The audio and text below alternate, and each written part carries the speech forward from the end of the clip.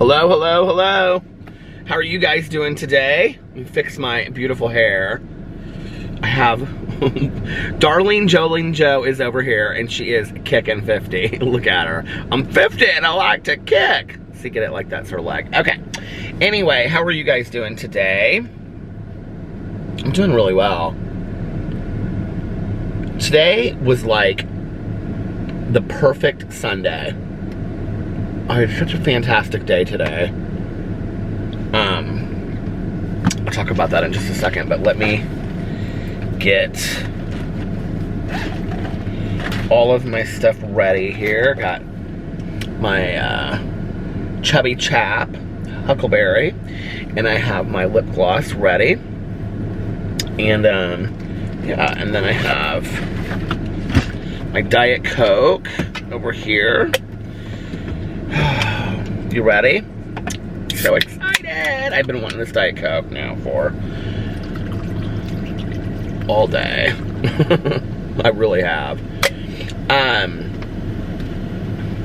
So why was it such a perfect Sunday, you might be asking yourselves?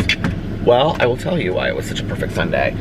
I slept in today. I stayed up last night after I vlogged and I watched Molly's game. And, because that was what the book club, our book club was over in April. I don't know, I was like, lost my mind for a second there. It happens a lot these days. Anyway, our April book for the True Crime Book Club period was Molly's Game by Molly Bloom. And there was a movie of it on Netflix. And so I wanted to watch the movie before the live stream today, but I only got halfway through the movie. I didn't actually finish the movie. But I really liked the movie. I actually think the movie was better than the book, but it explained a lot. Well, we talked a lot about it in the live stream today, and I'll get to that in just a little bit, maybe. I might talk about it in a little bit. But, so I got up today late. It was like, I mean, I didn't go to bed last night until like 7:30 or 8. And, my wrist is still hurting. It hurts every day when I get up. And I just woke up about, half an hour ago. So, I got up about 3 today. I think it was like 3-ish, yeah. And made some coffee and started getting ready. Called Mel. And we talked for a little bit before the live stream. And then at 4 o'clock, we had the book club for Molly's Game. It was a really, really fun book club today. It just was, I don't know, it was just really nice. And we actually had quite a few guests in there. We had, let's see, Misha came and guested, and Karen came and guested, and then Taylor and Jackie. And Jackie had never guested in there before, so that was really fun. And it was cool to get different points of view and to talk about the movie versus the book and things like that. It was just a really fun live stream today. And then afterwards, I had planned to sit down and like make some videos. And I kind of relaxed for like an hour and sat around just like, you know, looked at stuff on my phone and watched some YouTube videos and stuff like that. And then, like, I was going to make videos between, like, 5 and 6. And Alex was like, I think that, he was like, I'm going to take the dogs for a walk. And I said, okay. And he was like, do you want to go with me? And I was like, I really wanted to make videos. But I was like, you know what? It was, like, almost 70 degrees today. It was in the upper 60s. It was sunny. And it was beautiful outside, and I was like, you know, I'm not going to have these opportunities always to take walks with my husband and the dogs. So I was like, I'm going to take a walk with my husband. So we took a really nice walk all through the neighborhood with the dogs, which is kind of hilarious because we never trained them to walk on leashes. So they really don't know how to walk on leashes. Like, they know how to do it, but they don't stop at like mailboxes and grass, and like they don't potty once the entire time that we're on a walk. And so when there's enough road, we walk side by side, and you know, like it'll be like Alex with Tucker to his left, and like, you know, me and Boo to my left. But Boo Radley just kind of like keeps on walking like this, like just one foot in front of the other, like he doesn't really know what he's doing. And then Tucker usually like walks a couple feet and then stops, and he's like, like, it's so funny. Like, he doesn't understand that we're like on a walk, right? He like walks a couple feet and he stops and like looks around, like, what are we doing? He's so cute. But they were such troopers today. And we walked all through the neighborhood, I mean, outside of our neighborhood, and like all the way around. And we probably walked for like over an hour. And it was really nice. It was beautiful outside. And then we came back, and he talked to Sarah on the phone for a while. And I was like, I'm gonna take a shower. And so I went upstairs and I took the most wonderful shower, and I used all of my Lush products, and we had the windows open. I kind of relaxed for a little bit because by that point, like, the sun was going down, and it was like really, we had the windows open, and there was like a nice breeze going through the house. And I lit some candles in the bathroom and in the bedroom, and then I like made the bed really nice. And I have all these really cool linen sprays that I've purchased over the last, let's say, 6 months from off of Amazon. There's one that's like a lavender spray that I spray the pillows with that I love. And then there's this agave pear that I really, really like. But that's, you can spray it on your, it's a linen spray, but I use it more as like an air freshener in the room because it smells, it makes it smell like a hotel room. It smells like an upscale hotel room. It's really nice. And then I have this other one that's like cotton linen, but it's like cotton linen and lemons or something like that. And it smells literally like laundry that you would have on the, you know, on the, what do you call it, the line out back behind your house or whatever, you know, hanging to dry. It smells so good. So I always spray the room with that too, and I kind of mix the two. And it smelled so good, and the bed was like made so nice, and you know, used all my Lush products. It just was really, I just felt so just comfy, cozy. And then Alex had eaten earlier, so he wasn't like real hungry. Because I was like, do you want to get something, like, do you want to make something for dinner, and we can sit here and, you know, like watch a TV show or something like that? And he was like, well, I think I might take a shower. He was like, do you mind? And I was like, no, not at all.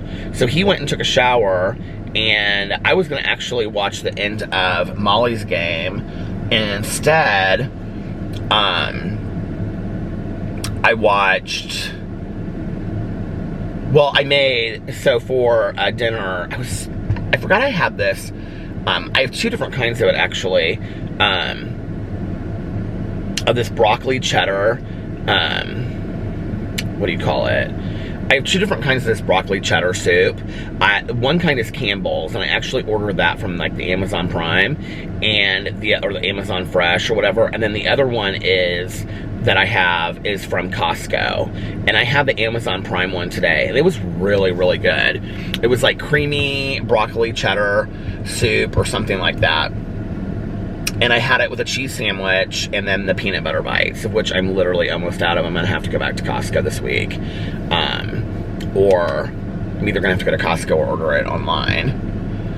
I think I'm just gonna go to Costco and get some things that I need this week. So, yeah, and so anyway, I made that, and then I sat there and I watched 2 episodes of, like, Alex did, like, facial, whole deal in the bathroom. He was, like, did a facial before he, like, took a shower and whatever, and then he was playing, like, dance music in the bathroom, like, loungy dance music. He was, like, having a relaxing kind of, like, you know, spa evening. And so I watched 2 episodes of... Yeah, I was on like the 9th episode of Schitt's Creek. I was like halfway through it. And so I watched 2 episodes of Schitt's Creek and ate my dinner. Something about, I don't know what it was today. I thought about my mom like all day long today. And not like in a sad, like sappy, miss her crying kind of mood. I just like felt my mom like, I don't even know how to explain it. It wasn't like I felt my mom's presence around me or anything. This was the kind of day that my mother loved. Like the kind of like temperature, and she would have had all the windows open, and she would have made a pot of coffee and, you know, all this kind of stuff. And so we had all the windows open. The house smelled really good, you know, and like then Alex did come down actually and cook something after that. He like cooked, like, he has like all this different kinds of like meat in different containers that he's like got mixed with different stuff, and then he cooks it up, and so he's really enjoying the cooking. And so he made I don't know, something, and he was sitting there eating it, and he was real upset tonight because Kristen Cavallari came out and said he loves Kristen Cavallari and he watches her show, Very Cavallari, and that she and her husband were getting divorced after 10 years, which is so strange to me because they were just in the Bahamas for like a month with that Justin Anderson, the hairstylist that's her best friend, and posting pictures and videos like the whole time and stuff. I don't know, it was just kind of seemed like it came out of nowhere. So we talked about that for a little bit. So I watched 2 episodes of Schitt's Creek, and then I talked to him for a second. He ate something, and then no. He made something to eat while he was doing this spa and facial thing. And then when he took a shower, I like moved outside, and like I put like my little it's like a TV tray, but it's not. It's actually this like small portable like little computer desk thing that I got at Walmart years ago. And I put it on the front porch because it was so nice, with my iPad, and I made a cup of coffee. Dunkin' Donuts coffee, which was really good. I hadn't had it before. Alex is like trying all my different kinds of coffees because he's like become this big coffee drinker too, which I think is hilarious. I always like wanted Alex to like coffee, and he never did. And then a couple years ago, like, he wouldn't even go to Starbucks because there was like really nothing there he wanted. He'd always just get a water. And then a couple years ago, he started drinking black iced tea, and then he moved to like lattes, and now he just loves a cup of coffee. So he drinks coffee throughout the day now, and more than me probably. Not just like a cup, but he drinks it throughout the day. So I made a cup of coffee, which so reminded me of my mom. Just like, she would have sat outside and just like read with a cup of coffee. She loved to do that. I don't know, I just kind of like, it just reminded me so much of like a day that, like a really good Sunday that I would have like been growing up, you know, where watch some good TV shows and have a good dinner and take a nice walk throughout the neighborhood. We had such a great talk today while we were walking and stuff, you know, and it was just such a like simple day, like such a perfectly simple day, except for I said that to Alex. I go, we were like laying in bed tonight, and I said, because I finally took a nap. Well, okay, so here, anyway, I'll forget to say this if I don't. So I said to Alex later, I said, wasn't it such a perfect Sunday? And he goes, minus brunch. I go, well, it's not like we can go to brunch, you know? He goes, I know, today would have been perfect if it wasn't for brunch. And I go, I agree. Or if we could have gone to brunch. And I said, I agree. I was kind of craving brunch today.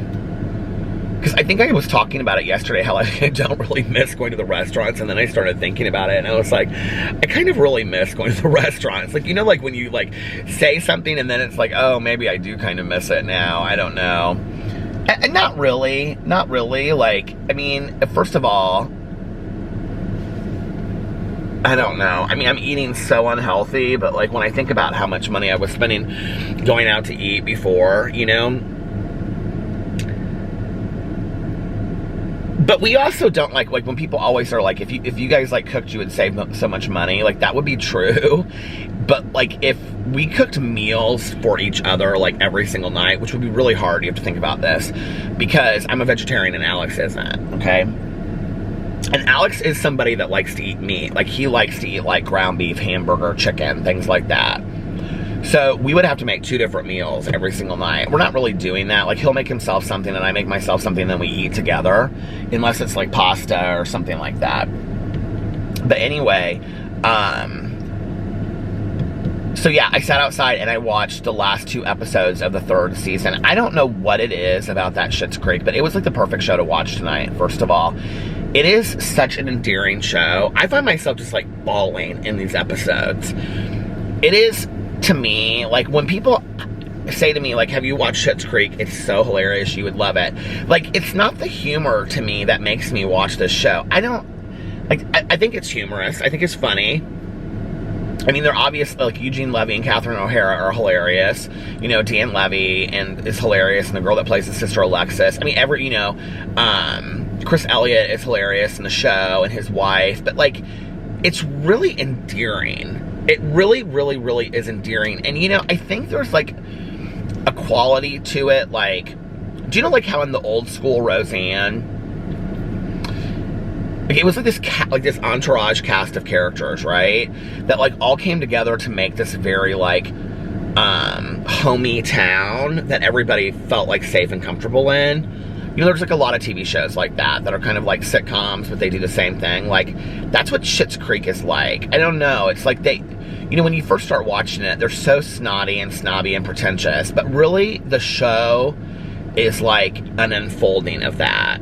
It's really about how profoundly affected they are by this town that they live in, and that it really strips away who they were when they first came there.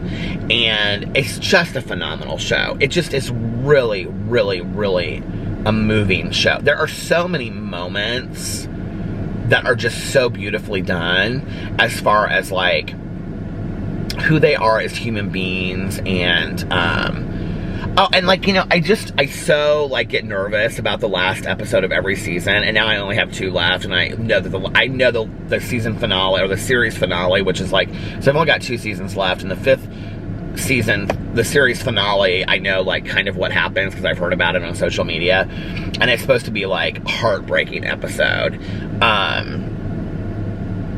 But there are some, like, really, really moving moments. Like, when you like, I don't even know how to explain it, but, like, if you've watched it, you'll know what I'm talking about. Like, when you start watching it, they are so, and they remain this way through the show, like, as joking, but you can tell, like, through their skin, it's coming out that they care about the people in this town, and they're changing as people, and the things that mattered to them before, that were money, prestige, you know, labels, all that, like, that stuff doesn't matter to them anymore. And, or maybe what they're realizing is it never really had any importance at all, you know? And I don't know, maybe that will change in the next 2 seasons and they'll become spoiled brat snobs again. But, like, the whole premise of the show is this very, very wealthy family that their accountant or financial advisor, like, steals all of their money, and so the government, like, seizes their assets, and they literally have nothing, and the only thing that they have left is this town called Schitt's Creek, okay?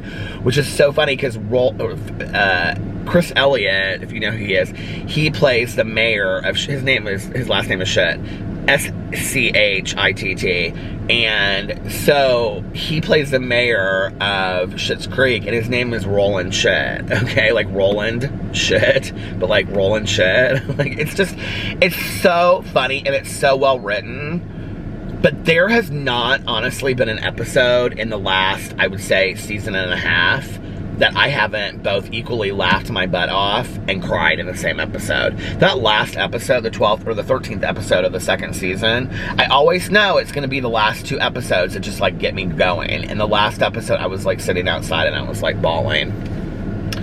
So after that, I came inside and put my little TV tray up and my coffee cup, and I went and got in bed, and Alex was, like, laying in bed, and he was like, I was like, you look comfy. He was, like, laying just there in his, like, little pajama shorts and his tank top, and the dogs, Tucker was playing on his comfort blankets with his toys, and Boo Radley, Alex was, like, on his phone, and Boo Radley was cuddled in next to him. He goes, I'm so comfortable right now. And the room was, like, real low lit, and the windows were open, and it just was so comfy and perfect. It smelled so good in there. And I said, I'm so comfortable too. And I said, are you going to go to sleep right now? And he goes, no. He goes, I think I'm going to watch a TV show. And he said, and then I think I'm going to come up and go to bed early. And I said, okay. And so we laid there and we talked for probably a good, I don't know, 45 minutes, just about all kinds of randomness, travel that we want to do at some point. And I was talking to him about the show and about the perfect day and all this kind of stuff. Oh my God, my eyes are killing me. My poor husband has been sneezing all day long. And so he went downstairs. The window was only like cracked a little bit. He went downstairs because I'm gonna go downstairs with the dog. And I said, okay. He goes, I'm just gonna watch one show. And I said, okay. So he went downstairs. He called and talked to Sarah at some point because I could hear him talking to her and laughing on the phone. But I was like, when he left, I said, can you put the window up just or like raise it a little bit more? I was laying in bed and it was just so nice to have. I don't know what it is. Like, I can remember my mom saying to me, like, when she was sick, this was before she was in the hospital and all this kind of stuff, she would say, could you just come over and like, and maybe I remember this, and I don't know, I live off of it because it's kind of a corny statement. Like, when I say things like, one of my favorite things is laying in bed late at night and like with my dogs and my and husband, like they're all asleep around me. I don't know why I love that. Like, I just feel so comforted by that. And whenever I say that, people are like, I've said that before on here, and people are like, what? Like, but I was saying that to Tanya, and she was like, oh, I totally get that. She was like, you know, when Eric and the dogs are laying around us, or laying, you know, I go to sleep at night, she was like, I always feel very comforted by that. And one of the other things is that my mom, she used to say, when I would come over there, like when she first got sick, she'd be like, because I was making her dinner and like bringing her up to bed and things like that, and she'd say, could you just sit downstairs and maybe like watch a TV show or a movie or something? I'm like, sure, why? And she'd say, well, it's just nice to kind of like hear somebody like moving around downstairs, and it just feels like, she's like, I don't know, it feels like maybe we have like a bigger family than we do, or it feels really safe and comfortable. And I said, okay. There's something about taking a nap and having Alex like watch a TV show or moving around downstairs. It's just like, especially since we have the loft, like it's sometimes hard to sleep, and like that's why I don't sit inside and watch TV, you know, with him and whatever. But to keep him up late at night. But there's something that's very soothing about just like hearing him, like he was doing dishes tonight. He was like, you know, like loading the dishwasher, and there's just something soothing about that. I don't know. It's very homey. So anyway, he must have only watched like one sitcom. I think he was watching Will and Grace or something, because he literally came upstairs like 25 minutes later with the dogs. And I was like, are you going to bed already? And he said, yeah. And he was sneezing, and he went over and shut the window. And I was like, are your allergies bad? And he's like, yeah, I can't make it through the night with the window open. His allergies are so bad. And he takes medicine for it, but like his are 100 times worse than mine are. And so anyway, we were laying there and we were talking, and I like kind of woke up again, and we were talking again, and then we both fell asleep. And then thank God he woke up at like, I don't know, 2 something, sneezing, and then he walked downstairs. He's like drinking this vitamin water left and right, and he got a vitamin water, and he like came up walking. I said, did you go downstairs just to get a vitamin water? And he was like, yeah, did I wake you up? And I was like, yeah. He was like, oh, I'm sorry. And I was like, oh, it's okay. He was like, have you vlogged yet? And I said, no. I said, I'm gonna go out and vlog right now. And he goes, when are you going out to vlog? And I go, in 5 more minutes. I was so comfortable. Tucker was like laying right underneath my arm, which he never does, and Boo Radley was sleeping between us. Boo Radley is so funny. He like sits back in the pillows like this. It's so hilarious. Like, he sits between the pillows, all shoved in there. He like goes around, and I don't even know how he gets himself in between these 2 pillows. Okay, he moves around, and then he like pushes himself back in there. Sometimes it's so funny. And so, like, I'll come over and give him a kiss, like, before I go to bed, and then I'll give, like, Tucker a kiss. And sometimes Tucker will come, like, right up to where I'm, like he'll sit like that, like, are we having a sleepover? Because I used to call it sleepover when Pee-Pee was alive. And so, we were talking about Pee-Pee earlier tonight, too. We got a little sad about all that, but I miss Pee-Pee so much. I was telling Alex about this vision that I have of my mom living in this, like, wooded area, and Pee-Pee living with her, and all this kind of stuff, and it was a sweet moment, but I miss him so much, little guy. So, but it's funny because Tucker will come up, and like Boo Radley will be half asleep, and he'll be like over, like, you can't even see him because he's so furry right now, so or you can't even see his little eyes because he's so furry. So it's like you can see these little slits open, these little eyes, you know, and he's like, and like he'll be like back like this, and then all of a sudden, I'll say, Tucker, you're such a good boy, and Boo Radley will be like this and be like, oh. And I'll be like, Tucker, you're such a good boy. And Brother will go, arr. He does not like it at all. He doesn't like it at all when I compliment Tucker and tell him that he's a good boy. He gets really, really mad. Oh, well. He's such a cutie. They're both such cute dogs. Oh, somebody called me. Who was that? Oh, Tanya. When did she call me? Must have been asleep. Yeah, I was asleep. I didn't even see that. So anyway, that was my wonderful, wonderful, wonderful, wonderful, wonderful, wonderful day. It was such a good day. And it was just so relaxing. I don't know. I was telling Alex today, I was like, you know, it's been really nice to like have a day where I'm like focused on making videos and then kind of like take the next day and enjoy myself this month. I said it's been a really relaxing month and I've really, really enjoyed it. I said, but like, I have all this stuff that I want to do. I've had all these ideas for my review channel that I've like gotten away from. Alex and I were actually going to do a review together today. That was something that we bought at Costco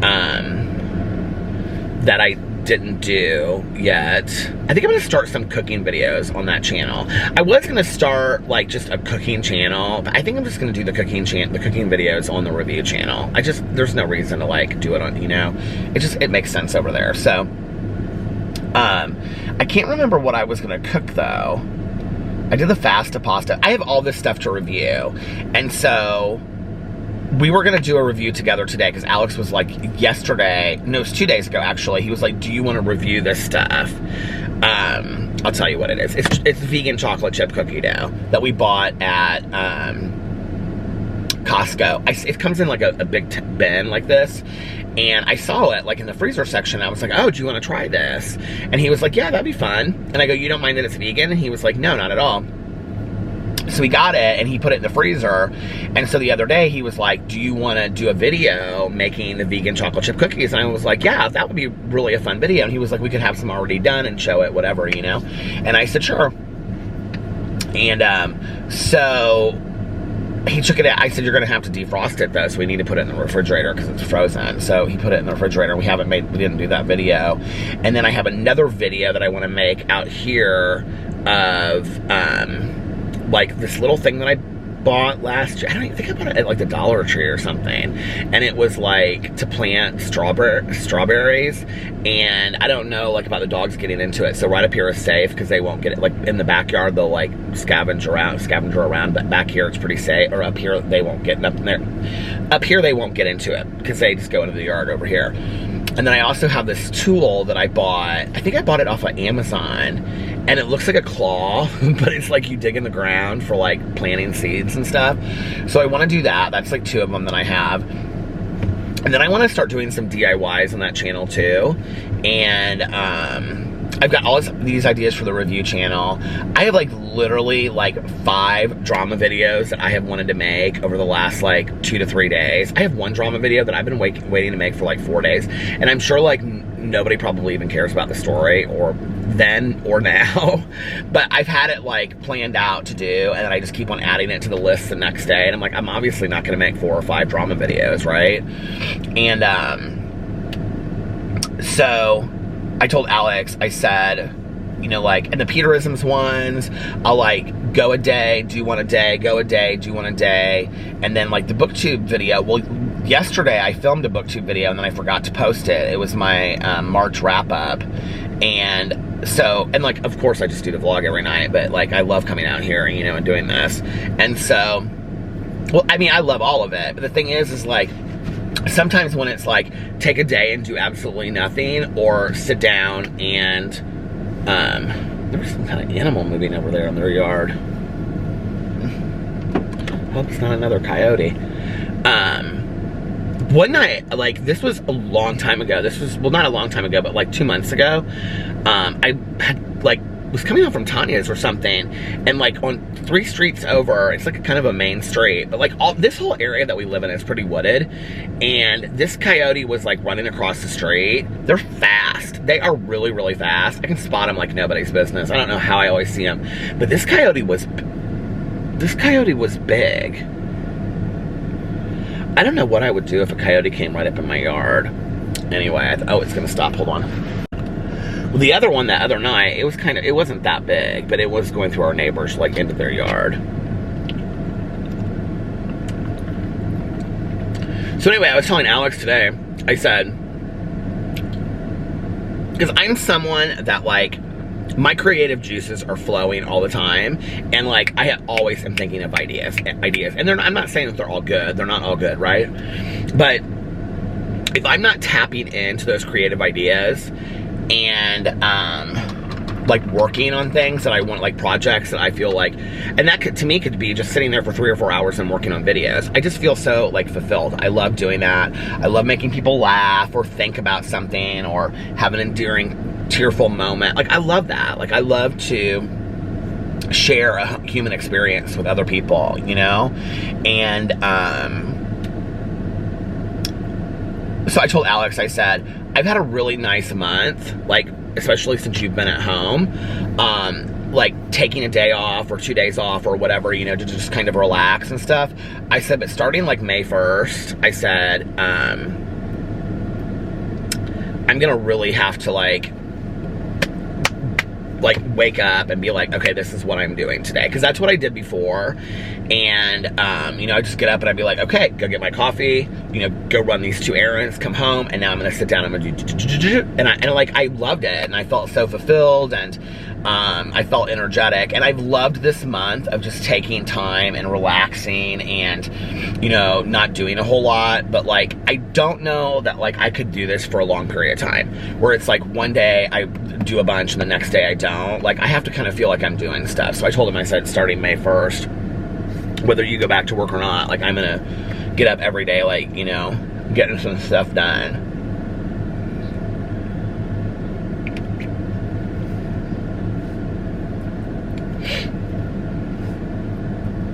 So the next week, I may still, like, you know, post videos one day, not the next, and or 2 days or whatever. The other thing is this, is like when I am like posting videos, I spend a lot of time on social media. So like if I'm like, I film a video and then like I'm looking at social media, I'm like following up on stories or watching other videos so that I can make a drama video, or you know what I mean? Or I'm like kind of like just, there's a lot of follow up of social media. So it's not just me making videos for that day, it's being on Twitter a lot, being on Instagram a lot, you know, recording things that people said and whatever. You know, I watched this live stream the other night on Instagram with 2 beauty influencers. I don't want to say who because it might be a world-breaking video. But I sat and I watched this whole thing and I recorded the whole thing, you know, so that I could possibly make a video from it, because I thought it was so hilarious what they were like talking about, you know. Well, parts of it were not funny, but most of it was funny. And so like, there's a lot of time and effort that goes into like just like coming up with funny stuff to talk about or whatever, you know. And so it's really nice on those days too. Like, if you notice, I don't even think I tweeted anything out today. Well, I know I did, because I think people sometimes wonder, like, if I'm not posting videos, like, where is he at? I know you're probably like, Peter, why are you so full of yourself? But now I'll get messages from people and they'll be like, are you posting a video today? I really hope you're posting a video today. You know what? Somebody asked me to do a birthday shout out. I have to remember that for tomorrow. They'll be like, are you doing a video today? I was like, and I'm like, no, I'm really sorry, I'm not, you know? And so anyway, I put out today, let's see, where is it at? Bum, bum, bum, bum, bum, bum, bum, bum, oh, honey, honey. Okay. Oh, I put 3 things up. Well, they were all like within minutes of each other. Oh no, 2 of them were. I had a great book club today. Thanks to everyone who came. Gonna take a walk with my husband and the dogs and spend the evening getting started on all of the Aileen Wuornos documentaries for our true crime book club. Well, that was what I was gonna do after I watched Molly's game, but I didn't even start that yet. I'll tell you about that in a second. Bunch of fun videos coming in the next few days. And then Rylan had been putting this wig on their dog, and Shane posted a picture of it saying quarantine's going great, and I retweeted it and put, oh my god, obsessed with dogs and wigs, because you guys, if you watch me long enough, you know, like, I'm obsessed with dogs and wigs. I don't know why, it just cracks me up. It's like one of the things that can make me happy when I'm having a really bad day. And then I put this post about this Thompson Twins song. But anyway, I just don't love being on social media, you know, all the time. It sometimes can bring me kind of down. Before I got on here tonight, I was like looking at Facebook, and I was like, why are you looking at this? It just depresses you. Like, I don't know. It's just everybody seems so like sad or angry right now. I'm like, just get off of here.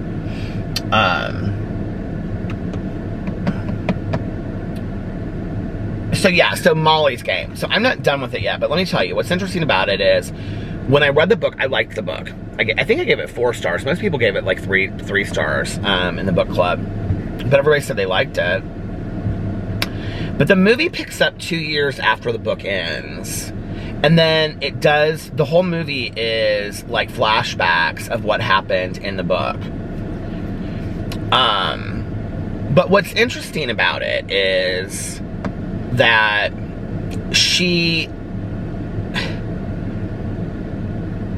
Basically, what comes out in the movie is she really needed the money because they seized all of her property and all of her money. So she needed the money, so she wrote the book to get this advance. She got like $35,000. She could have got $1.5 million if she had like shared more of like the famous people that played. Because I wondered, like, throughout, if you read the book, throughout the book, she talks about Tobey Maguire. He is a huge part of the book. And how, like, he was really mean to her. And, like, this one time at this party, he, like, this poker game, like, made her, like, bark like a seal and all this kind of stuff. And basically tried to end her career. And he's, like, this huge poker player. And everybody was afraid of him because he was so good. And he was the one. Anyway. And then she mentions Ben Affleck. And then she mentions A-Rod, the baseball player. And then she mentions Leonardo DiCaprio. And those are like the 4 like big people that she talks about in the book, right? Well, supposedly she'd been running these poker games for years and years, and I think 8 years in Los Angeles and 2 years in New York City or something like that. In New York City, she was doing like Rockefellers and like, they did this whole thing where they talked about like big names like Rockefeller, JP Morgan. She was doing like, and then she was running also games with the Russian mafia, and that's ultimately what got her into trouble. So I don't want to ruin it for you in case you want to see the movie. The movie is actually really good. I liked the movie more than the book, because the book is really, really watered down. And the movie is her excuse of why it's really watered down. And basically what she says is, like, she wasn't going to sell these guys out, their names, because they were, like, they had paid her, like, bills for years. And that's, like, against poker, is that you don't talk about it. And so she had done this deposition previously. And her deposition got leaked to the National Enquirer, or parts of it did. And part of the deposition had those 4 people's names in it. So when this guy came to her, this agent, and said, I think it was like a literary agent, and said, I can sell your book, and I can get you a, what do you call it, an advance of $1.5 million, but they're going to want you to put celebrities' names in the book. And she said, I'm not willing to do that, but what if I give you the names that have already been mentioned in this deposition by this other guy? Because this other guy does, like, he mentions all these names. His name is Horrible something in the book. I can't remember. But anyway. So the reason that she only got $35,000 advance instead of $1.5 million is because she wasn't willing to name people in the book, other than the ones that people already knew about. Which made sense. But then it's like she changes so many things from the book to the movie. And, like, he asks her about it. He's like, you know, you were, like, you really covered for this guy that you first worked for. Like, why did you, like, treat him so, like, why were you, like, kind to him when he was so ruthless to you? And there's, like, some story there, but you can't really figure out what it was. And she was very involved in this movie. She was very, very involved in this movie. And if you look her up, if you look Molly Bloom up, there's tons of pictures with her and Jessica Chastain, who plays the part of Molly Bloom in the movie. She did a very good job. I love Jessica Chastain. But anyway, she was real involved with the movie. And the movie is kind of like, let me tell you what a person of character I am. And even though I knew what I was doing, but there's like a lot of stuff that she leaves out in the book. Like, the attorney was like, you mentioned staying up for 2 to 3 days at a time, like playing poker, or 1 to 2 days at a time, but like, were there drugs? And she was like, yeah, there were drugs involved. And she goes in this whole thing and talks about Adderall and cocaine and all this kind of stuff, but like, none of that was talked about in the book. Like, none of it whatsoever. There were just a lot of things that were really, really different. And I don't know why she changed it from the book to the movie. But it wasn't like there were things that were different. Like, in the book, she drove a silver Mercedes, and in the movie, it was like a silver Audi. And I was like, it was subtle changes like that I didn't understand why she changed. But then there were major changes to that. Like, the attorney was kind of like the vocal point in the movie. He was really a great actor.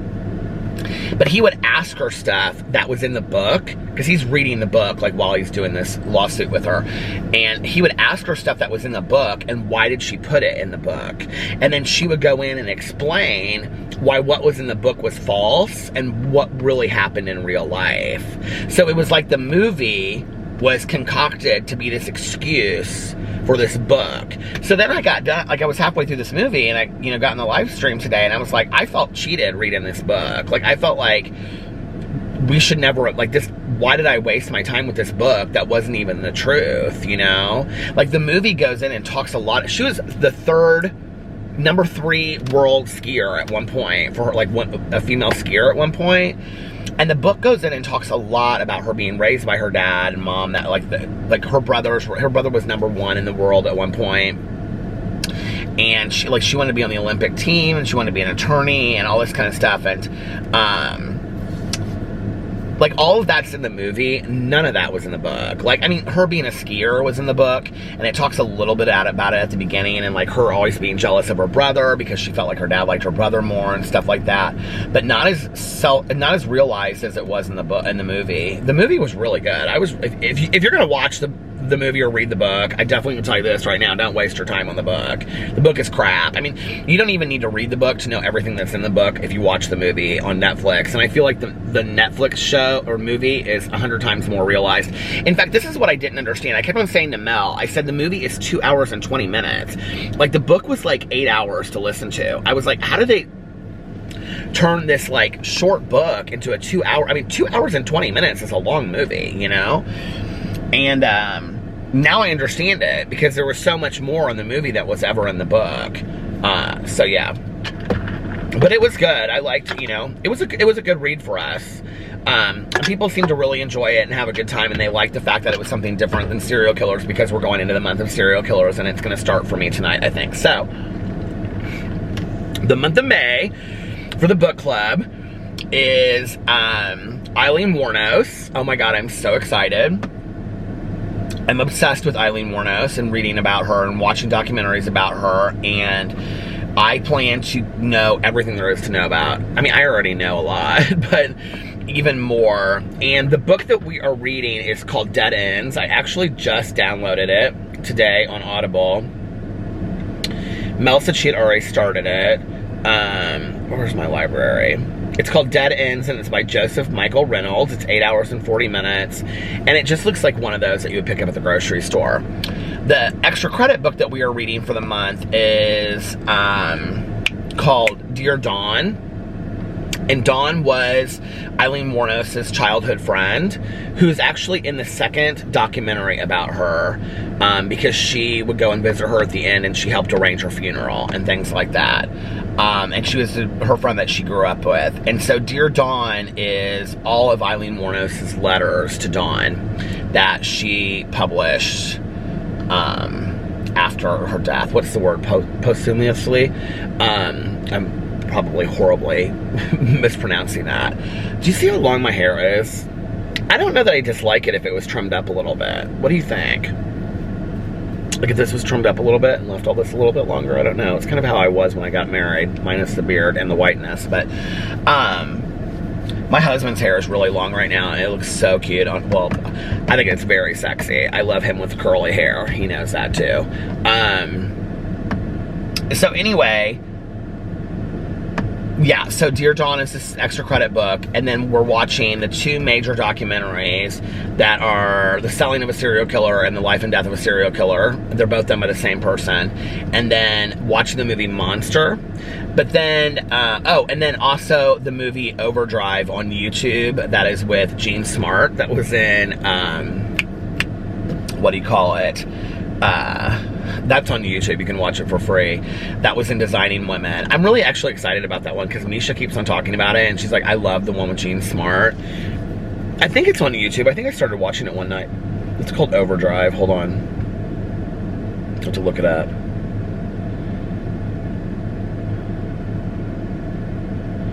Overdrive.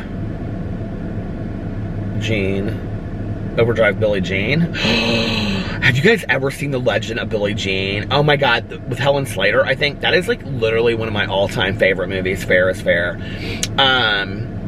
Overdrive, Gene Smart. Maybe it's not called Overdrive.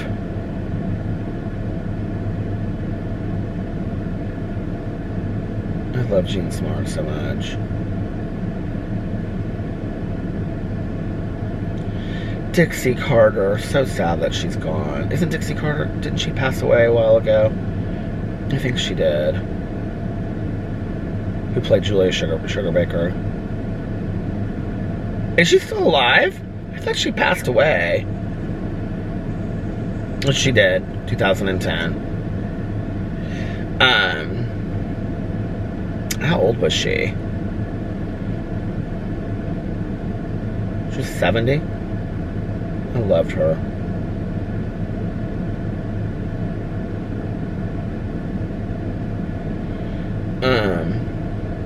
I forgot that she was married to Hal Holbrook. Delta Burke, what's she doing today? I love her too. She's 63. God, she looks good. What is she doing these days?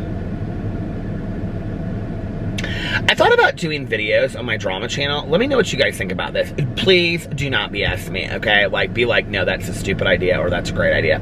But I was thinking about early life in she was Miss Florida. I was thinking about starting to do, like, videos on my drama channel, just, like, every once in a while when there wasn't anything going on, about, like, whatever happened to, and, like, the cast of certain shows. What do you think about that? I would just, like, read them off and, like, comment on it. I think that would be kind of fun. Okay. Is she retired? Because it doesn't really say, like, a whole lot's going on for her right here.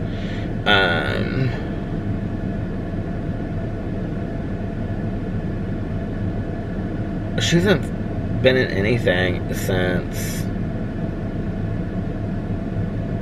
Oh, she was in Dolly Parton's Heartstrings in 2019. Counterculture. TV... Okay. Drop Dead Diva. Oh, yeah. She was in one episode. What was that made-for-TV movie that she was... Designing Women Reunion? Hello, I didn't know that was ever out there. What's the one where she was obsessed with gambling and she couldn't stop? Is it called Dangerous? No. Oh my god, I forgot she was in Sordid Lives. What was that made-for-TV movie that she was in?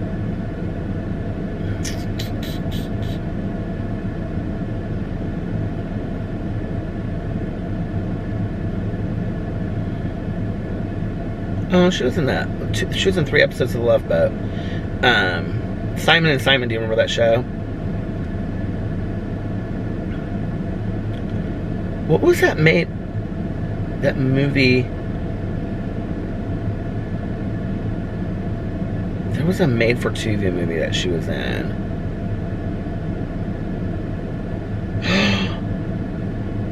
She was in the TV show Popular. I loved that show. She played Mary Cherry's mother, Cherry Cherry. I forgot all about that. No, I just said that for Sordid Lives. I just read Cherry Cherry for Sordid Lives, and she was Cherry Cherry, Mary Cherry's mother on Popular.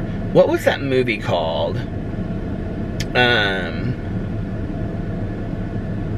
Wedding Bells were adopted, evac. Shoot. Delta Burke, and why is it not in her filmography is what I want to know. Movie about gambling. She's one of the most awesome Going for Broke. 2003. There's this one scene. She's at the slot machine, and her friend comes in and tells her she has to go. She goes, I can't stop! Oh, here it is. She played Laura Bancroft, 2003. It says Going for Broke. I don't know why I didn't see that. That was such a fantastic movie. What was I looking up here? Oh, Jean...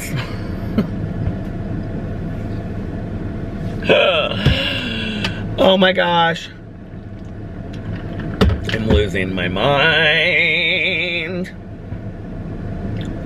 Don't tell me how to feel. Jean Smart. Isn't she smart? Eileen Wuornos. Okay, what was the movie called? Overkill. What did I call it? Overdrive? Overkill. The Aileen Wuornos story. The beginning of it is so bad.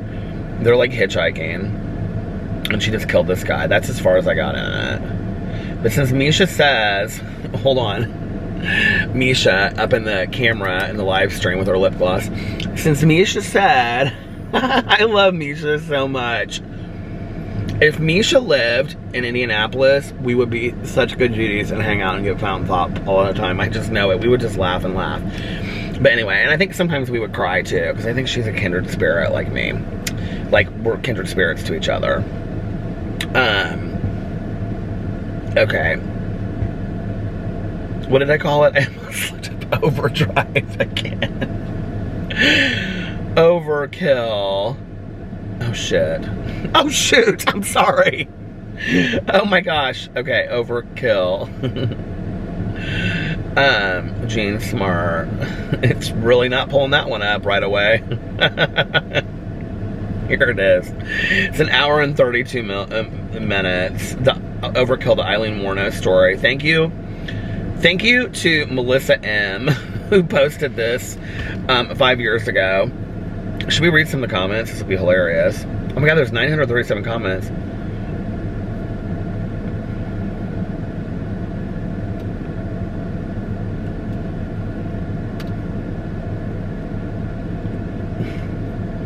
I can't read that comment. I don't know why it would matter. Okay, so this is so funny because it's so true, and we were kind of talking about this today in the live stream. So, if you know anything about I almost said his name. His name's Rocky, this person that's commenting. But if you know anything about Aileen Wuornos, her girlfriend's name was Tylia. I think it's Tylia or Tyria. I want to look this up because I keep on, like, I said Tyria, and I think Mel said Tylia, and then I was like, yeah, that's it. I don't know what but she went by Ty. Aileen Wuornos girlfriend. It says Selby. Who's Selby? I've never heard of that person. Tyria Moore.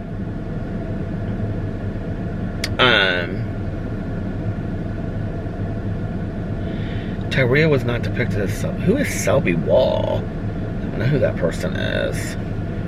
What does this say?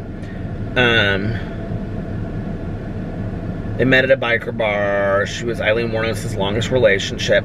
I hate when ads come up and you can't read the article.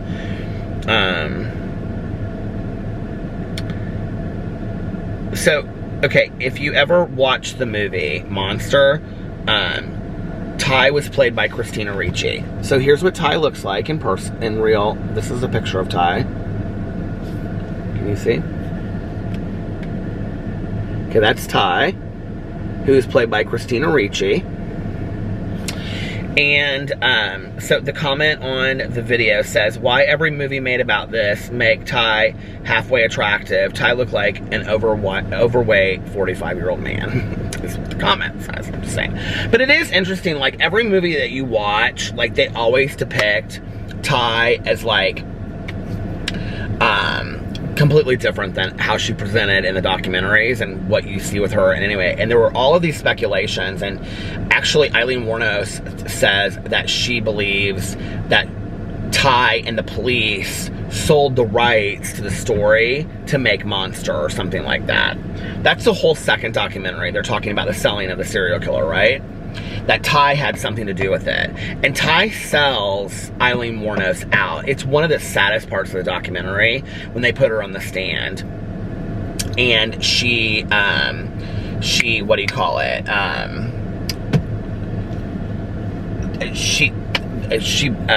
can't think of what is the word I'm looking for.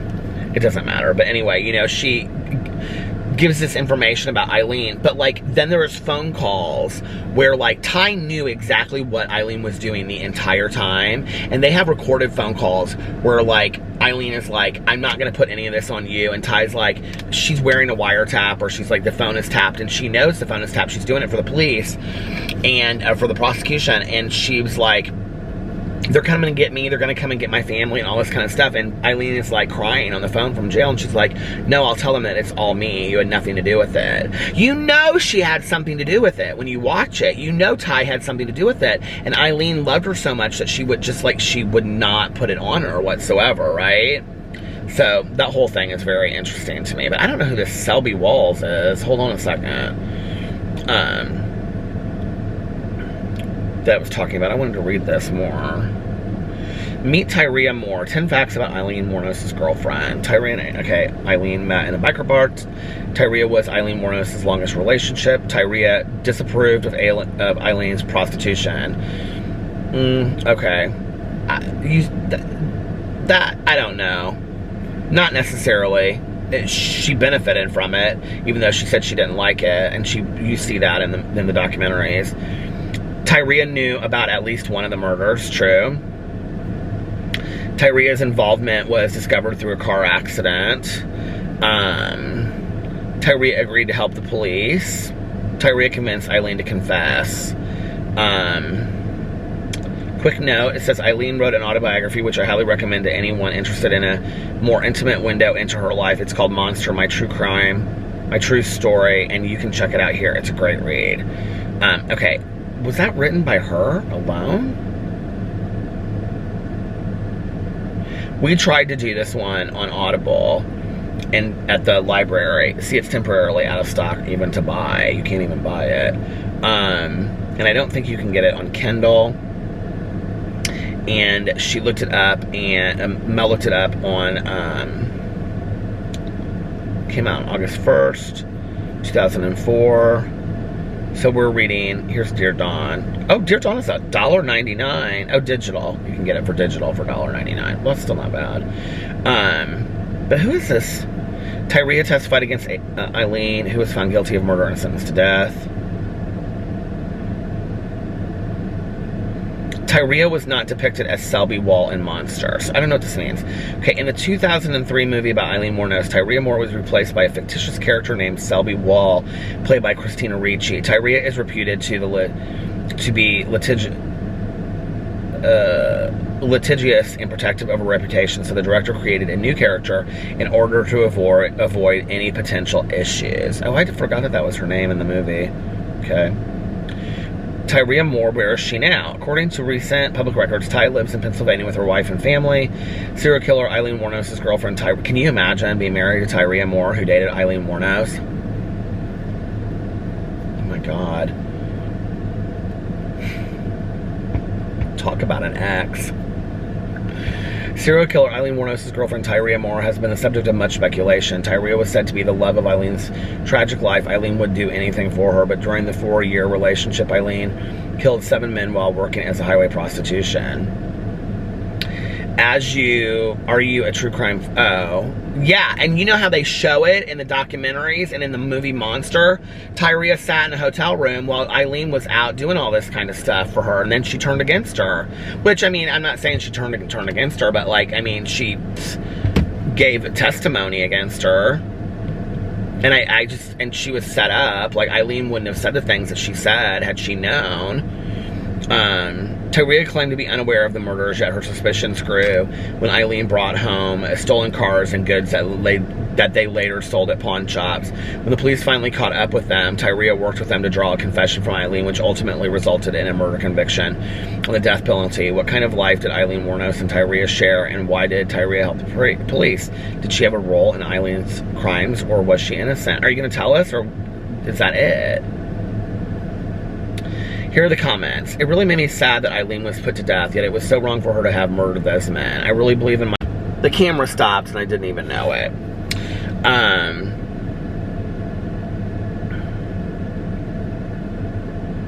The comments on here are interesting. Someone said, it really made me sad that Aileen was put to death, yet it was wrong for her to have murdered those men. Absolutely.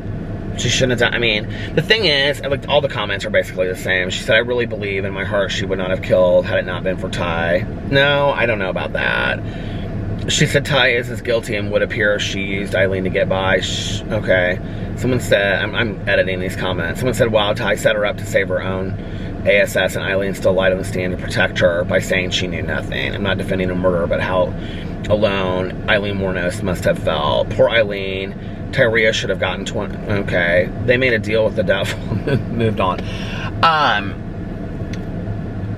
I don't condone, obviously, anything that happened. And when you're sitting there talking about this case, but when you have read as much as I have, and you have watched documentaries as many times as I have, and I've watched these documentaries probably 5 and 6 times each, it's hard to not see that Aileen Wuornos had a lot of mental health issues, okay? As I'm sure that many killers do. But she also, like, you could tell that they talk about it. She had addiction issues and she had mental health issues that were long seen. I mean, she was kicked out by her family. She was living in the woods when she was in high school. She was young, like 14 or 15 when she was doing that.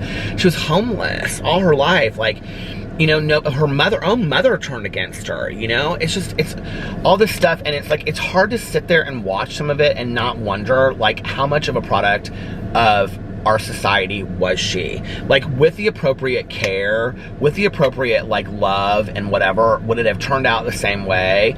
I mean, when I hear, you know, watch the documentaries, I mean, it's laughable when she says, yeah, I killed 7 men in self-defense. No, you didn't. No. Like, let's just be for real, okay? I mean, she was a serial killer. We know that, okay? And there's nothing right about that. But it also makes you wonder, and this is why I really wanted to do a month of reading her, it makes you wonder, how much was she a product of our society? You know what I mean? Like, how much, had she received the appropriate mental health treatment that she needed from a young age? Could we have maybe saved the lives of 7 men? As well as her own life? Would she have maybe not turned out to be this way, you know? I don't know. I don't have the answers to it, and she's gone, so, you know, but...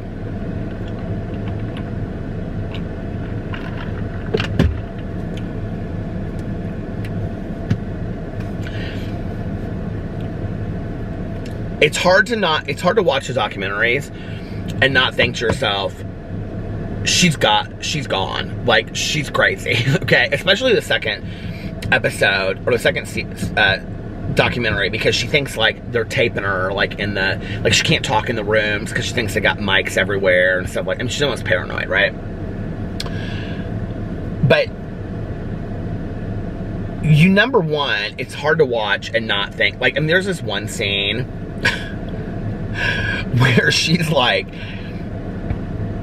in the courtroom, and she's been adopted by this woman, okay? So this woman adopts her. This is part of the story. I mean, Eileen's like 40 or something, and this woman adopts her, and it's like, I'll adopt you, but, like, you know, you have to be right with, like, Jesus Christ and all this kind of stuff. So she adopts her, and the woman owns, like, this horse farm and stuff. But really, what you find out why the woman adopts her is she just wants to make money off of Aileen Wuornos, okay? She really thinks that she can get her to become, like, a Christian. And she...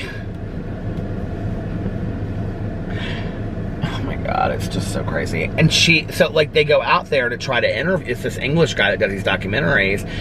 And he's like trying to interview her about the adoption, and she's like, I can't talk to you until the money's in the bank. Like, I would love to, but I can't. And she's the one making the rules, right? And he's like, well, what do you mean? Like, I wired you them. And she's like, well, I can't. And, you know, like, now Aileen doesn't, and she uses Aileen. She's like, now Aileen doesn't want me talking to you, and blah, blah, blah, and all this kind of stuff. And he's like so confused. But I mean, you can tell that the guy that's like doing the documentary, like, he gets how crazy this whole world is they all live in.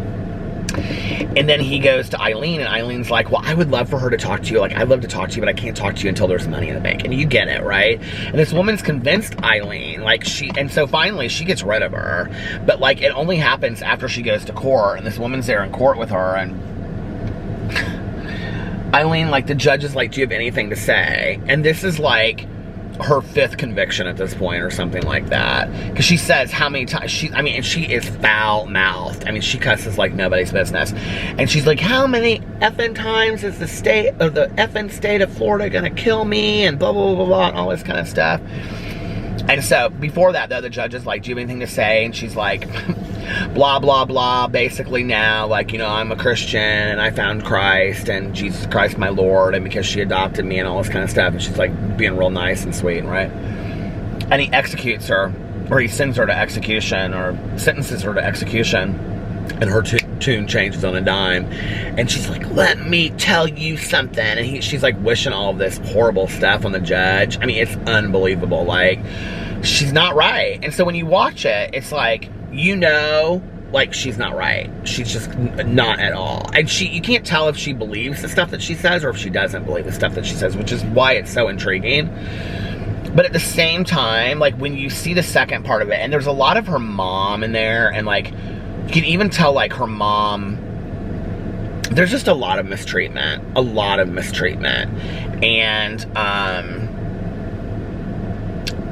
you know, it makes you wonder, like, would 7 men have had to have died and she would have ended up in the situation she was in had she received nurturing and mental health treatment when she was younger, and, you know, not been homeless, living in the woods in a cardboard box, and or wherever she was. It's just sad, you know? I don't know.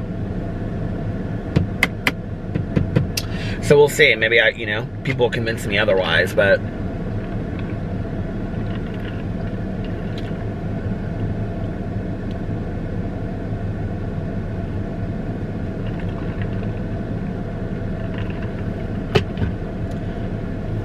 I mean, it begs to wonder, you know, like, when we talk about, you know, some people have it a little bit luckier than others. You know, had she grown up with a family of 4, you know, who mom and dad were there every day, or even if it was, you know, a single mom or a single dad that was there every day with meals on the table, hugging her and putting her to sleep, and being at her soccer games, and sending her to a good school, and making sure that she was getting her homework done, and she had friends in school, you know,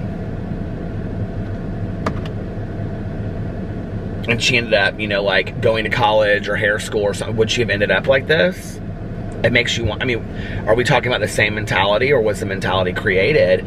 And then on top of that, she had severe mental health issues, which then she was, I think, treating individually by her substance abuse, because it talks a lot about her drinking and stuff in there. Sad.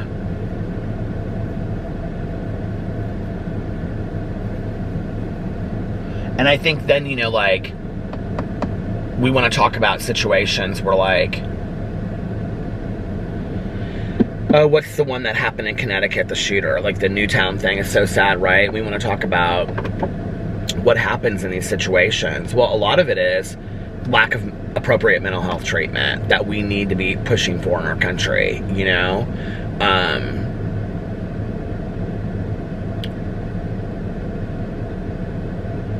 And addiction treatment as well. When you look at how many violent crimes are committed while somebody is, you know, intoxicated or has used a substance. There was at one point, I know, that if you got arrested like if a violent crime occurred and there was like, let's say if it was only 1 or 2 people and then there was like 5 people there, but there was like cocaine or something, I think it was cocaine or heroin, that everybody like got arrested because it was like an implication that they were all involved or something. There was some law like that back in the day. I can't remember what it was. I don't know.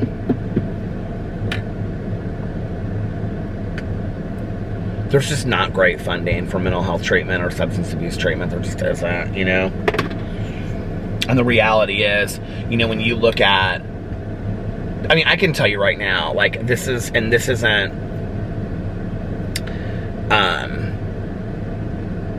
from anything that I've done recently, you know? So I don't know the numbers recently, but I can tell you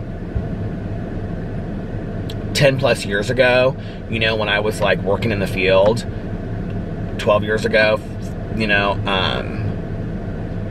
yeah. Because I recommended people to treatment programs all over the country. And if you were looking at an inpatient treatment program, inpatient/residential treatment program, a good one, okay, like the Caron Foundation or like several wilderness treatment programs or you know, like Hazelden in Minnesota or the SMART program or like Pride in Chicago and things like that for LGBT community. And then there are like Hazelden outpatient programs in Florida and stuff like that. If you were looking at an inpatient program that you were going to pay out of pocket, because most insurance companies at that time would probably pay for maybe a day or 2 inpatient and then want to move you into an outpatient program. That's what the whole system is about today. Detox you, rapid detox in 2 to 3 days, move you into an outpatient program or a day treatment program. But like 12 years ago, they were paying for day treatment, and day treatment looked like so they would detox you in a day or 2, and then we would move you into day treatment, which was typically only Monday through Friday, right? So you would be in treatment, let's say 8 to 5, okay? But sometimes the way that they could like work around that is that some insurance companies would have what was called a shoot, I can't remember what the benefit was called, but it was a benefit basically for housing. Oh, a halfway house benefit. So like you could get a halfway house benefit with day treatment, and then what treatment programs would do is they would work that together. So you would keep somebody in the halfway house program. So you'd have to build a halfway house basically, or say that you had a halfway house in you'd have to have an area of rooms that were, you know, for that. The treatment program that I had actually had a halfway house. So those people would go and sleep at the halfway house at night, and they would, which was apartments, and then they would go to meetings and things like that, and then during the day they would go to day treatment. And then once they moved to IOP, outpatient, intensive outpatient, which was 3 days a week, they would still stay in the halfway house, and they would get the halfway house benefit, which a lot of insurance companies paid, and then they would get treatment. Okay, but you're talking about somebody that needed maybe 20 to 30 days of inpatient treatment, but insurance, if they were lucky enough that they had insurance, okay, if they had insurance, was only going to pay for 1 or 2 days. And that was if you were meeting like comorbid, like if you were basically on death's door, let's put it that way, and had to be detoxed. Otherwise, they were wanting to detox you outpatient. And I think today I don't even know. I don't know that many people that still work in the field today, but I know a few. And I think that they're still wanting to like rapidly detox people in a day or 2, and then get them into outpatient programs like that. I think we've like forgotten about day treatment, most people, you know, unless you have money that you can pay for it. But I can remember, you know, 12, 15 years ago, 20 years ago, you were looking at probably a minimum of $20,000 to $30,000 out of pocket for a 30-day treatment program. 30 days. And I know some programs like the Meadows and stuff like that are upwards of like $100,000 for a month. I mean, if you're looking at like Cirque Lodge, like where the celebrities go, or even like other programs, like I think Meadows is in Arizona. Is that the one? Meadows treatment. I think it's in Arizona. I know for a fact it's $100,000 a month. Because what you're paying for is like, hold on a second. Is it Meadows? It's in Arizona. Meadows treatment.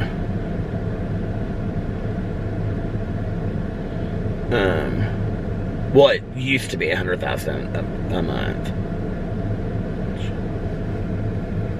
Yeah, here it is. Oh, no. This is Sycamore. I don't know what this is. The Meadows Trauma and Addiction Treatment Center in Arizona, yeah.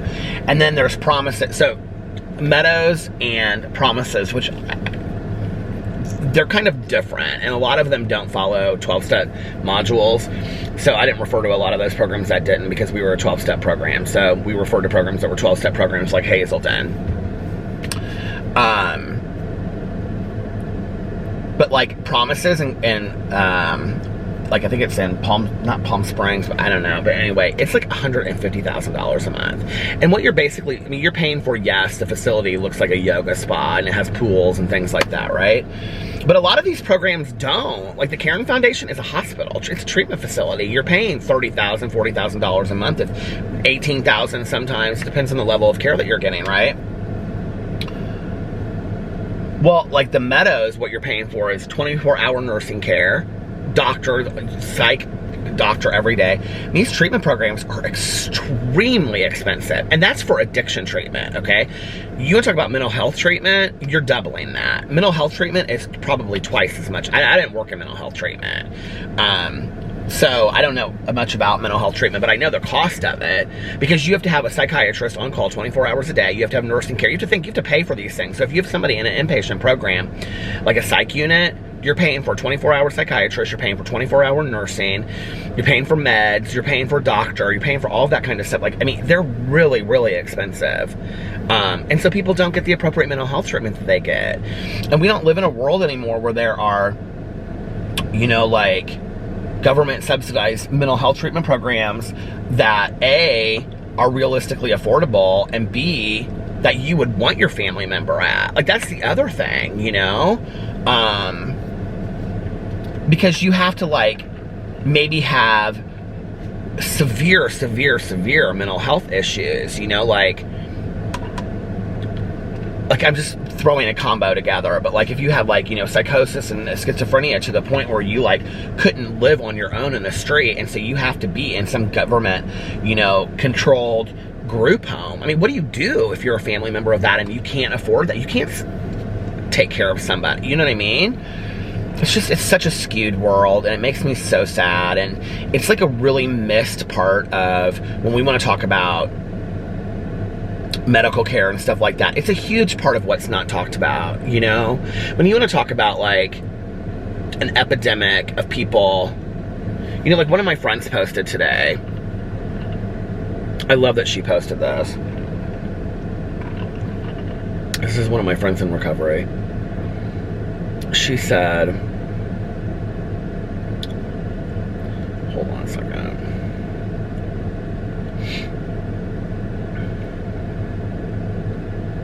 What is this?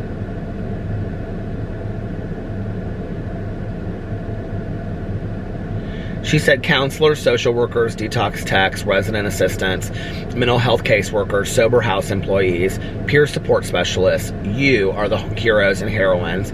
You are fighting an epidemic during a pandemic. You matter. We matter. Thank you. And I mean, it's the truth, though. It's like, you know, like, I mean, I'm not saying they're the most important essential workers, because I don't necessarily believe that. I think the doctors and the nurses on the front line are probably the most, and I think people that are working in grocery stores and convenience stores and all that stuff, and gas stations that, you know, are providing services that we have to make the world go on. I mean, yes, but like, people are dying every single day from substance abuse and addiction, and like, that's still going on even though we're in this world, you know? Like, I think now that you can have alcohol delivered to your house, all that stuff, I just think it, like, feeds that even more, you know? It's really, really scary. She put something else on here. What did she say? Okay, wait.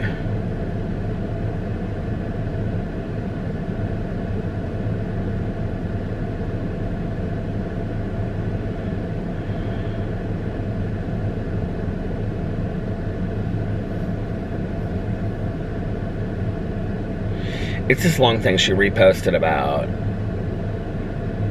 I've been seeing so many friends seriously beating themselves up because they aren't maximizing their time in quarantine by organizing their closets, repainting, where's the battery? Developing a side hustle, becoming a piano virtuoso, exercising themselves into a lucrative career as a swimsuit model, etc. Everybody, seriously stop and breathe. If you're feeling adrift, there's a reason. Then it goes in here. I'm about to drop some first semester nursing school on y'all. It's Maslow's hierarchy of needs. Humans have basic requirements. The bottom of the pyramid, like food, water, air, shelter, sleep, etc., the biological basics. If those are met, then the next ring of the ladder is safety and security. If we feel safe and secure, then we can climb up and start on our love and belonging needs, and on up the ladder we go until finally at the top, tippy top, is self-actualization, which would entail all of the cool aforementioned activities. The catch is, you cannot level up until the needs at the current level are fulfilled. The needs remain unfulfilled. We remain stuck on our current level until the situation changes. Friends, in the midst of a pandemic, we are dwelling in the basement of Maslow's pyramid. How in the heck do you think you're going to kick ass at the highest levels when we can't even find toilet paper, for Pete's sake? You physiologically and psychologically aren't built to live your best life right now. Your only job is to live a life right now, a luxury that is being denied many, which increases the pressure to really make every day count. But listen, every day you're here counts. Every breath you take counts. Are you eating, drinking water, and sleeping at all these days? If so, that is a triumph right now. Cut yourself all the slack. Focus on the bottom level. Are you showering, eating a vegetable once in a while, getting some sunshine and fresh air, keeping some semblance of a sleep schedule? Start there and be extra gentle and abundantly gracious with yourself. We'll get through this, and right now, getting through is absolutely enough. I love you all. Hang in there. Oh, I love that. So true. So true. I've really tried, you know,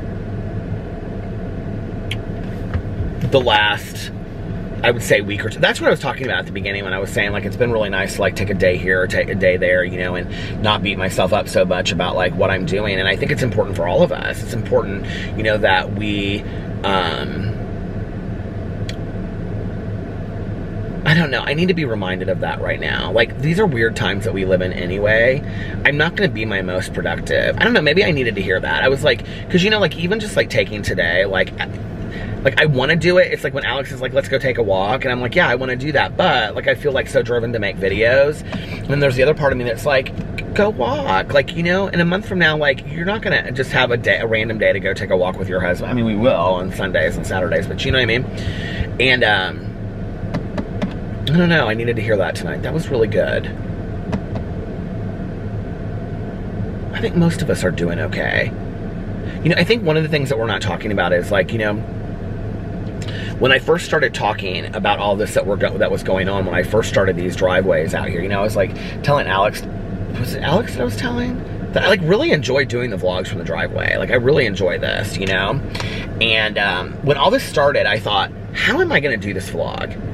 Like, how am I going to sit in a car for, you know, an hour or 40 minutes or half an hour and talk? Like when we're on vacation, it's hard to, like, sit in a hotel room because I'm like, you guys must be so bored of me just sitting on the floor talking, you know?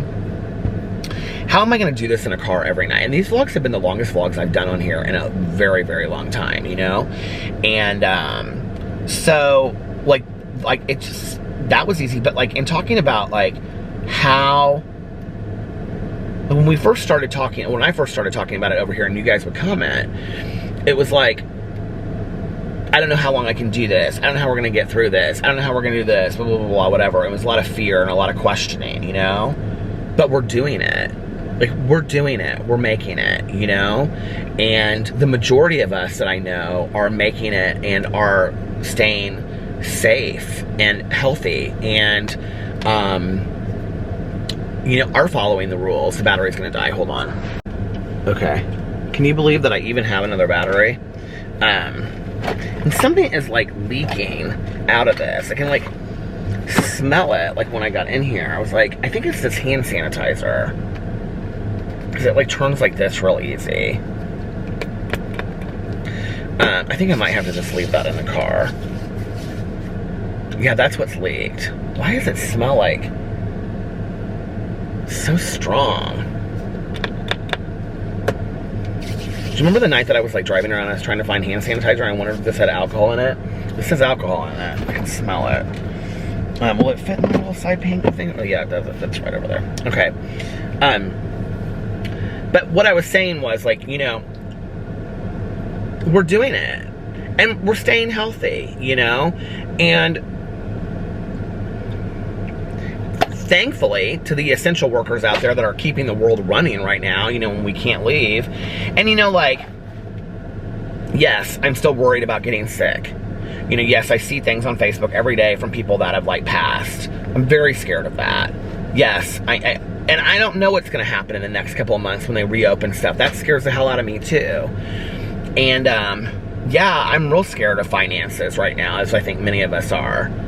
But at the same time, we're doing it day by day, you know? We're taking it day by day, and we're doing okay. And, I think most of us. And if you're not, and you're really struggling, I think one of the things to do is just take a day to treat yourself, you know? Like, I think treating our mental health right now is really, really, really important, to treat ourselves well. You know, you are not useful to anybody, and, you know, unless you're, you know, taking care of yourself. Back in the day when I went through treatment, and we gave these coins to people too, actually, when they graduated from the program, but the coin on the back would say, I must first be of value to myself before I can be of value to others. And I believe that, you know, I really, really believe that you have to be it's so hot in here. You have to take care of yourself, and you have to be, you know, it's like when I have, like, people that will reach out to me and be like, Peter, you talk on your Peterisms channel about, like, self-care and taking care of yourself, but, like, you know, my mom lives with us, and my husband's mom lives with us, and I have 4 kids, and I'm driving them around, and blah, blah, blah, whatever, and, you know, I'm the only one that does anything in the family, and, like, how am I supposed to take care of myself first? And I think they genuinely really have no idea. But first of all, it's like, okay, let's stop micromanaging, you know, and, like, maybe dole out some of the responsibilities. And if that's not possible, you know, then say every night, okay, I'm going to take 5 minutes, like, once the kids are asleep and the moms are asleep and whatever, to just sit in the kitchen and drink a cup of tea in total silence. Or, you know, take a 2-minute shower that can just kind of, like, relax. You know, my showers that I take with the Lush products are not long. I'm not like my husband, he is a long shower taker. He loves just sitting there and dance to music and whatever, but I don't need to take a long shower usually, you know? Like, I like to lotion up and everything afterwards. You know, you can do that. I light a candle. I'll go in there and I'll, like, light a candle, Bath and Body Works candle, or this other, like, Gold Dust Woman candle that I was sent, you know, and then I'll, like, you know, play some, like, light music, or usually in silence, and I'll use my Lush shampoo and conditioner, and then get out and lotion up. It's just, and then I'll sit on the bed for a second, look through my phone and my robe before I, like, put on my pajamas. You know, like, that to me is self-care. Reading a book is self-care. Singing to music in your car when you're going to run all your errands is self-care. Or listening to, you know, an audiobook, or just listening to silence sometimes. Like, all of that is self-care, you know? But then I often find, I think there are people that don't want to do self-care. You know, that then they'll say, well, when the kids are in the car, I have to be talking to them. I can't, like, be listening to music. And I'm like, well, you can't have music on in the background while you're, like, talking to your kids. Oh, no, they don't really like the music. And then what I realized after a while is that, you know, it's somebody that really just wants to play the martyr. And I'm not big on that. I'm just not. You know, like, each of us, I think, has the ability to, if not completely change and fix our lives and reinvent ourselves, I think to some degree adjust the perception of what our lives are like, you know? And that each of us, I think, has the ability to,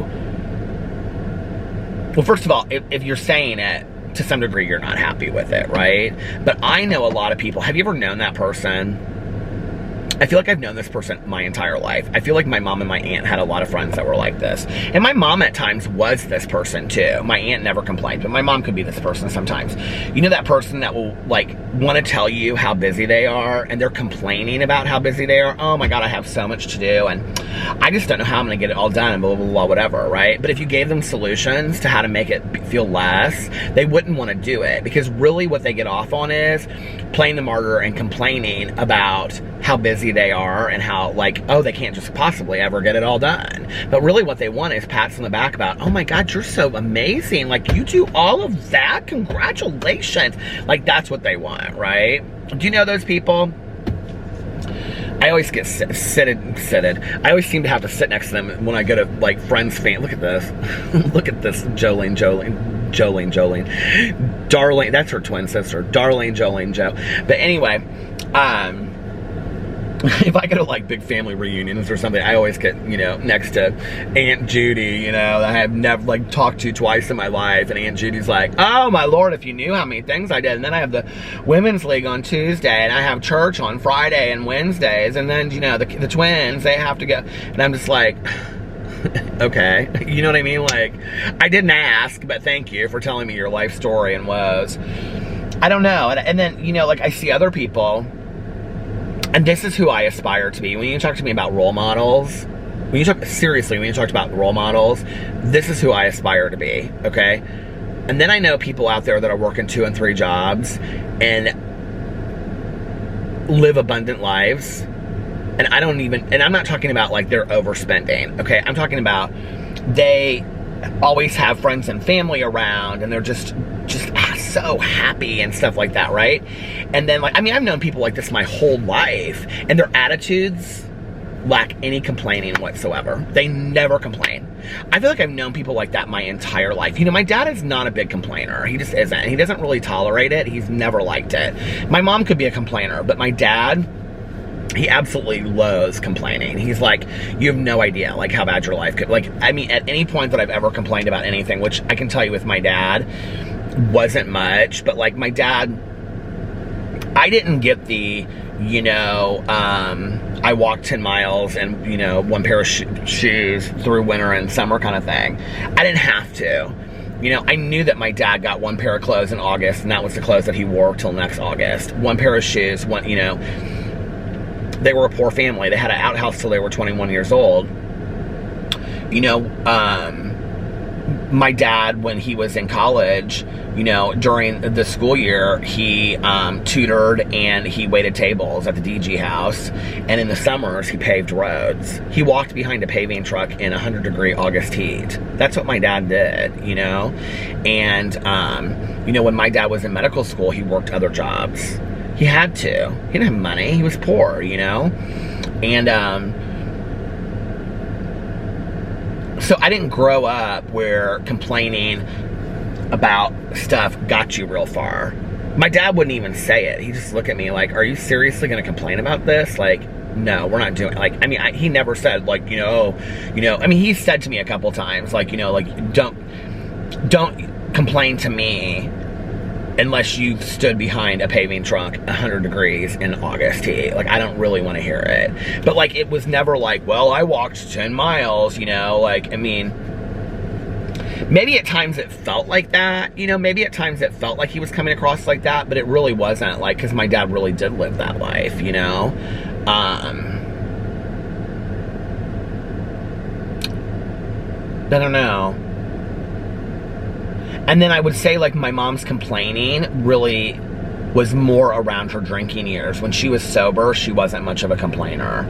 Especially her, like, last 5-10 years. She was, like, really focused on the small simplicities and the joy of life, you know? And, you know, I get that from both of my parents. But I really, really get that. Like, my dad is somebody that, like, oh my God. My stepmom and I, we would go on vacations with my dad, okay?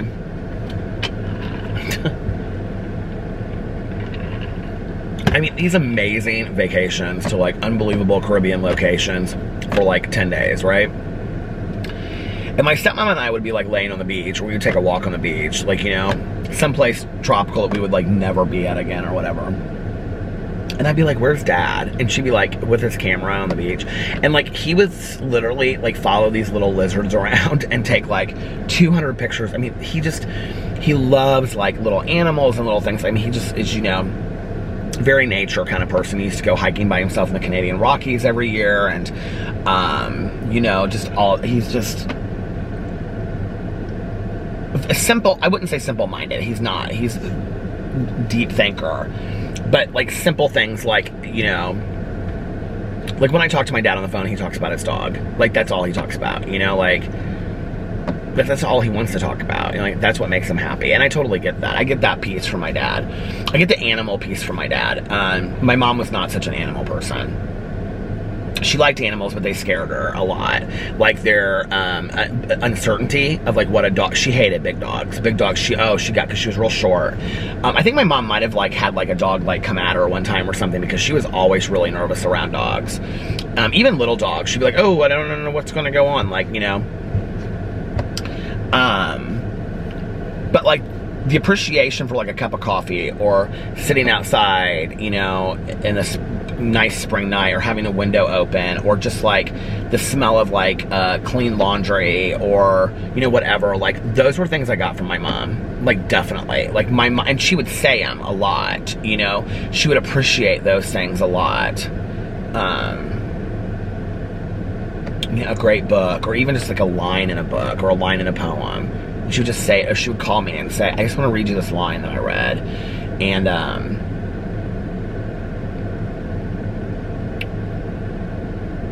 I miss that sometimes. Tanya's like that, but I miss that. Like my mom was very, like there wasn't a day that went by that there wasn't something small and simple and specific that she was really happy about in her life, you know, or really grateful for or thankful for. And I miss that, you know, I miss that kind of like dedication to like the small things in life. So I don't know, that's kind of I think a lot of why I felt the way that I felt today. Just there's so many things, little things to be thankful for, you know, that I think it reminded me a lot of like a day that my mom would have just loved.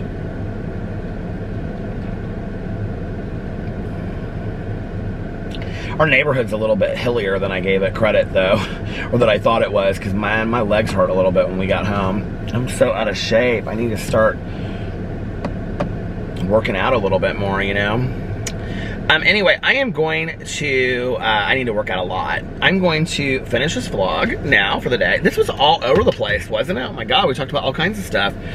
Anyway, the book club for Aileen Wuornos does not start till May 1st, but you can start it now if you want to. I'm going to. I probably think I'm going to read that next. I think I'm going to read that, and then I bought that Grady Hendrix book last night. So I either listen to, that's called Horror Store. Oh, it's 6 hours and 16 minutes. So maybe I'll listen to that, and then I should finish that in time to start Camino Island's sequel. I'm so excited.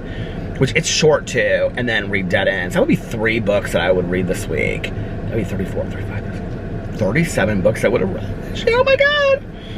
Anyway, well, if I don't finish the Dead Ends book and that goes into May, that's my May book anyway, so I'm totally fine with that. I think that's what I'm gonna do. So I'll read Horror Store. That'll take me through tomorrow. And then Camino Island starting on Tuesday. I'm really excited to read the Camino. I haven't been this excited about a sequel in a long time. So anyway, let me have one last sip of my Diet Coke before I end this. Let's do a fast outro. Thank you guys for watching. I really, really appreciate it. I had such a fantastic day today, and I just wanted to share that with you. I was really excited earlier. I was like, oh, I gotta talk about like this really perfect day that I had today, you know, minus brunch. And, but I did. I had such a fantastic day today. It was so just, it was so simple. It was just it felt so spiritual inside, you know? It kind of reminded me of the days that, like, my mom and I would come home from church, and we'd stop at Rosalind Bakery, and she'd be like, you can get any kind of donuts you want. I'd get like 2 or 3 donuts and a cookie, and then she'd make chicken soup, and we'd have like chicken soup and turkey sandwich. Oh God, that is one thing I do miss, I have to say. I don't really miss the meat of it, but just like the idea of a sandwich. Well, I could have a peanut butter sandwich, I guess, with soup. So, I had a sandwich with soup tonight. What am I talking about? Anyway, it doesn't matter. It doesn't matter. But, so thank you guys for watching this far. I really, really appreciate it. I had fun tonight talking. I talked a lot longer than I thought I would. And, yeah. If you made it this far, please put a blue heart in the comment section below for the wolf pack. That's all of us over here that are just trying to get by and live day by day as simply and as successfully and as happily as possible, and being kind to the world and trying to be the best version of ourselves we can be. That's the wolf pack. And put all kinds of emojis in the comment section for all the essential workers out there. Thinking of everybody that's out there on the line. Thank you so much. And please give this video a thumbs up. I would really, really appreciate it. It means a lot to me when I see a lot of thumbs up. I know it doesn't seem like anything big, but I really appreciate it. And make sure that you're still subscribed to this channel. And see if you're still subscribed to my other channels as well. I appreciate it. And all right, so I hope you guys are having an amazing Monday, unless you have other plans. But like I always say, don't have other plans. Make the most of your day. Do something fun today. Do something exciting. Eat something new. Watch something new on TV. If you haven't started Schitt's Creek, I highly, highly recommend it. It is an incredible show. And yeah, and do something that will make yourself proud when you look back on it, you know, tomorrow or 2 days or next week or a year from now or 6 months from now or 60 years from now or 69 years from now. Family friendly. And if nobody else has told you this today, I love you. Make sure that you look at yourself in the mirror every single day and you tell yourself, I love you, you are valuable, you are important, you matter, you are worthy of good things.